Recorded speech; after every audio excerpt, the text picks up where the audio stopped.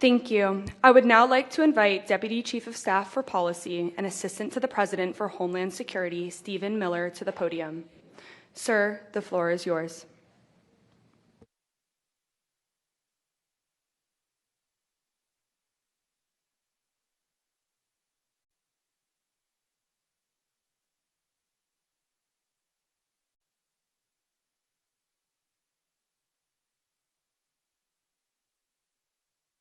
General Nordhaus, and thank you to my good friend Secretary Hegseth, who I've long admired but I've gotten to know personally in the last number of months, and he is as fine a gentleman and as fierce a warrior as you will ever meet, and we've all learned to put our faith and confidence in his leadership of the War Department, so thank you, Pete. There's been a paradigm shift under President Trump in the Western Hemisphere in the last 14 months. Some of that was touched on by the earlier speakers, but just to restate it, we are not going to cede an inch of territory in this hemisphere to our enemies or our adversaries. Our national security, our homeland security, the safety and well-being of our people begins at home, begins in our neighborhood, begins in our home region. And for too long, we have allowed foreign enemies, foreign adversaries, and enemy terrorist organizations to control territory and spaces in this hemisphere where they can project power, project threats, and directly threaten the lives of your citizens and our citizens. And so under the leadership of President Trump, we are using hard power, military power, lethal force to protect and defend the American homeland. Not a single one of your nations should tolerate the existence of a single square mile of territory that is under the control of any entity other than the sovereign governments of your country. The idea that we would have in this hemisphere area that are under the physical control of foreign terrorist organizations, paramilitary organizations, is completely unacceptable. The cartels that operate in this hemisphere are the ISIS and the Al-Qaeda of the Western Hemisphere, and should be treated just as brutally and just as ruthlessly as we treat those organizations. What we have learned after decades of effort is that there is not a criminal justice solution to the cartel problem. There are elements of the problem that require a criminal justice solution, to be sure, but just as we fought Al-Qaeda and fought ISIS with the tip of a very lethal spear, the reason why this is a conference with military leadership and not a conference of lawyers is because these organizations can only be defeated with military power. And I see some heads nodding up front because they understand. You're dealing with a lot of lawyers in your own country, I'm sure. You have my permission not to listen to them. The key condition of human flourishing, of prosperity, is order and security. A country cannot pursue economic growth, cultural enrichment, art, architecture, education, science, if it doesn't have fundamental security first. And for too long, we've been caught in a vicious cycle in this hemisphere where countries from Mexico down to the tip of South America do not provide their citizens with basic physical security. So those citizens, in search of economic opportunity, illegally immigrate to the United States. They pay the smugglers, they pay the cartels, who then grow richer, who then go more powerful, and then your countries in turn become poor because you've lost your citizens, you've lost your human capital, you've lost your opportunities to develop and to grow. So you get poor, the cartels get more powerful, nothing changes, nothing improves. You have to break that cycle. You have to completely sever it. And that begins by dismantling these organizations that deal drugs, deal violence, assassinate, extort, blackmail, and also traffic illegally in human beings. That is a form of terrorism too. Illegal immigration facilitated by criminal networks is a form of terrorism. And those who are stealing your children and stealing your families and stealing your human capital are part of that terrorist continuum. and should be thought of as such. It is not a victimless crime when people are paying human smuggling organizations, because that money then fuels assassinations, it fuels violence, it fuels instability, and it continues this cycle.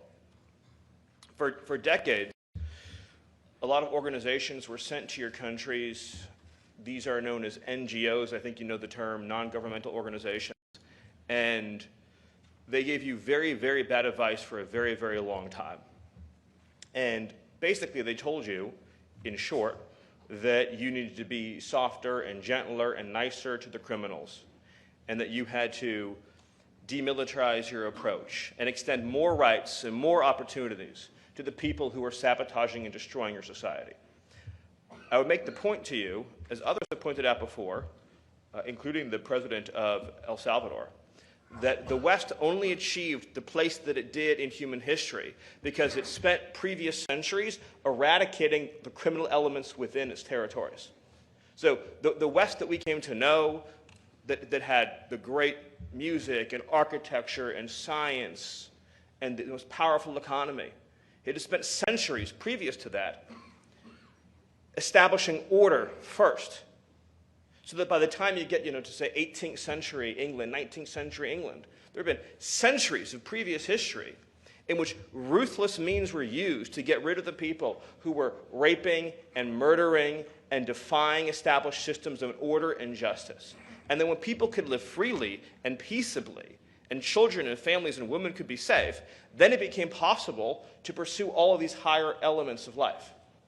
So when people who are coming to countries like yours that have had struggles and difficulties and pains and challenges, and they're telling you anything other than first and foremost, secure your countries and your territory, they're giving you not only terrible advice, but advice if someone had come to Europe centuries ago and they had followed that advice, Europe would have never become the Europe that it eventually became. And the reason why many Western countries are struggling today is they've forgotten the eternal truth and wisdoms they once followed. And that's why here under President Trump in America, we are returning to those fundamental truths. We're returning to those fundamental principles. So I'll just close by saying that you will have in President Trump, in the White House, in the Department of War, the Department of State, and the whole of our government, unwavering support, unwavering commitment, and fidelity in achieving this mission, which is very simply to eradicate the criminal cartels and terrorist organizations, to deprive them of control of weapons, spaces, institutions, and territory. And the human rights that we are going to protect are not of the savages that torture and rape and murder. The human rights that we are going to protect are of the peaceable citizens who have an absolute human right to live in physical safety and security every day of their lives. And in that mission, I promise you, we will be your closest partner. Thank you.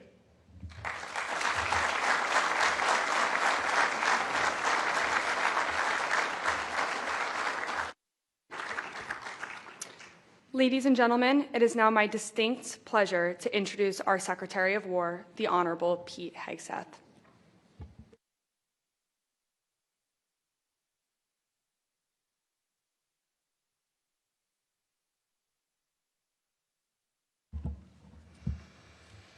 Well, good morning, everybody. Well, General Donovan and I are pleased to welcome all of you to Southern Command this morning.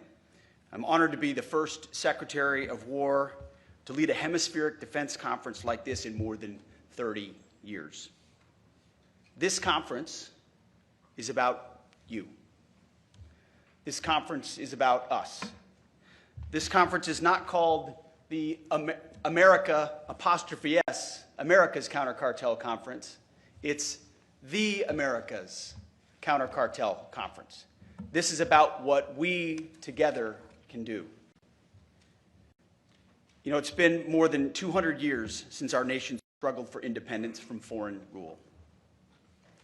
The War of 1812 was about the United States defending its independence and protecting its territory. A 47-year-old Carolinian who was a major general in the Army, as was mentioned, Andrew Jackson, defeated a British army almost double the size. Addressing his troops after victory at the Battle of New Orleans, Jackson declared, "Natives of different states acting together for the first time have reaped the fruits of an honorable union. His success galvanized a young country. In 1816, our country elected a Revolutionary War hero as president. James Monroe fought in the Continental Army, leading a charge against German mercenaries fighting for the British. The enemy fired a musket ball at him. It severed his artery and he almost died. But the young captain rallied and grew to be governor of Virginia, Secretary of War, and one of our greatest presidents. In 1823, President Monroe said that the United States owed the success of that young country to the candor and amicable relations with other powers to affirm our national policy. President Monroe declared, "We should consider any attempt on malign countries to extend their system to any portion of this hemisphere as dangerous to our peace and safety." It was the Monroe Doctrine of 1823. And today, some 200 years later, we still marvel at the wisdom of President Monroe's declaration. We, like you, want borders and sovereign territories that are secure. We want unfettered access to key terrain and trade so that our nations can industrialize. And we want to prevent external powers from threatening our peace and independence in our shared neighborhood. This is the essence of the Monroe Doctrine. No external power will interfere in this hemisphere. Ours should be a region of strong, sovereign nations. It's the same principle that animates President Trump's defense approach today. President Trump and his Department of War are ushering in a new era of homeland and hemispheric defense, rooted in the unique heritage of our nation and your nations. Under President Trump, we restored the Department of War. You see, the Department of War was established by General George Washington and served our nation from its founding through our hard-fought victory in World War II. Many of your countries also once had ministries of war. Under President Trump, our nation has a newfound resolve that our founders would recognize, as Stephen alluded to and spoke to. They would recognize it, and they would appreciate it. We are at long last putting America, Americans, and the Americas first, ensuring peace through strength and restoring common sense. At our department, we're doing it by restoring the warrior ethos, rebuilding our military to historic levels, and reestablishing deterrence in this hemisphere and around the world. For too long, leaders in Washington and their foreign policy functionaries abandoned the simple wisdom of the Monroe Doctrine. They were consumed with the United States only going abroad.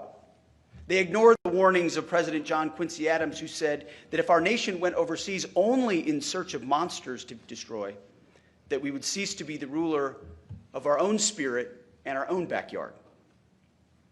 Under previous leaders, we grew obsessed with every other theater and every other border in the world except our own. These elites reduced our power and presence in this hemisphere, opting for a benign neglect that was anything but benign. In your countries, many leaders accepted the status quo to coexist with narco-terrorism, or for a law enforcement alone approach that failed to deter and dismantle threats. Same happened in our country under the previous administration. And the result of this collective neglect was fatal.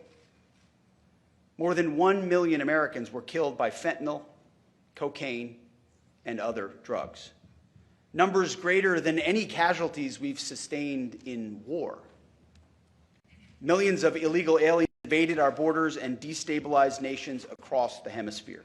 Under Joe Biden's administration, the human smuggling industry exploded by more than 2,000%, from a $500 million so-called industry in 2018 to $13 billion by 2022.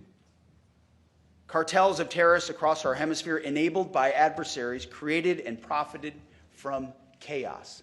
What creates chaos? No leadership creates chaos. In our nation, narco-terrorist groups like Tren de Aragua prospered. They raped, they poisoned, they murdered innocent Americans. They terrorized our cities, our towns, in our neighborhoods like they do yours. Across this region, these gangsters control and terrorize large swaths of your territories, kill thousands of your people, and promote chaos that makes normal life sometimes almost impossible. Crime has spiked massively. Our hemisphere has 1/8 of the population, yet 1/3 of the violent crime. There's a reason for that. America's retreat from protecting its citizens and the complacency of many neighbors in this hemisphere was a great betrayal. That's what it was, a great betrayal against our people and our nations. Well, President Trump recognizes the wisdom of the Monroe Doctrine, and the days of us betraying and endangering our own citizens are finished. President Trump has reestablished the Monroe Doctrine, the Trump corollary of the Monroe Doctrine, or if you'd like, for short, you can just call it the Donro Doctrine. Under President Trump, securing America's interest in the Western Hemisphere and keeping our homeland safe are our top national security priorities. The President's historic national defense strategy ensures that the Department of War will prioritize resources around the threats and objectives that are core to homeland defense and the people and prosperity of the American people. And to start, the Department of War is once again defending our borders as a priority of our national defense. With our law enforcement partners, we are defending our borders and making our streets safe again. Crossings at our southern border, at the U.S.-Mexico border, have dropped to the lowest number in history. Murders nationwide have plummeted by more than 20%. We now have operational control of our southern border. 0 people are crossing our southern border. We will not rest until we have complete operational control of every inch of all of our borders. So it starts with us. We're addressing it, but we're not stopping there. Under President Trump, for the first time in history, the Department of War is on the offense against narco-terrorists as well. I should back up a step, though. In order to get 100% operational control of our border, we didn't just look at Border Patrol and say, that's your job. It's a law enforcement function. We deployed the United States military. Right now, the division command of the 101st Airborne is in operational control of the southern border. We ensured that the most capable assets we had in our country were deployed to our own border to defend that border against the narco-terrorists and drug dealers seeking to enter our country, not treating it simply as a law enforcement function, working with our partners, but recognizing it's a core military function. But going on offense with Operation Southern Spear has restored deterrence against the narco-terrorist cartels that profited from poisoning Americans. Last month, we went a few weeks without targeting a single boat. Why?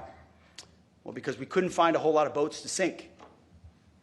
And that's the whole point, is to establish deterrence from narco-terrorists who have been able to traffic almost unfettered. And if the consequence was simply to be arrested and then released, well, that's a consequence they'd already priced in a long time ago. A new dynamic had to be put in motion in order for their decision cycle to change. And when adversaries are forced to move out of comfortable positions, as you know, as military men and women, they're more vulnerable when they're moving in a different direction, which is also the point.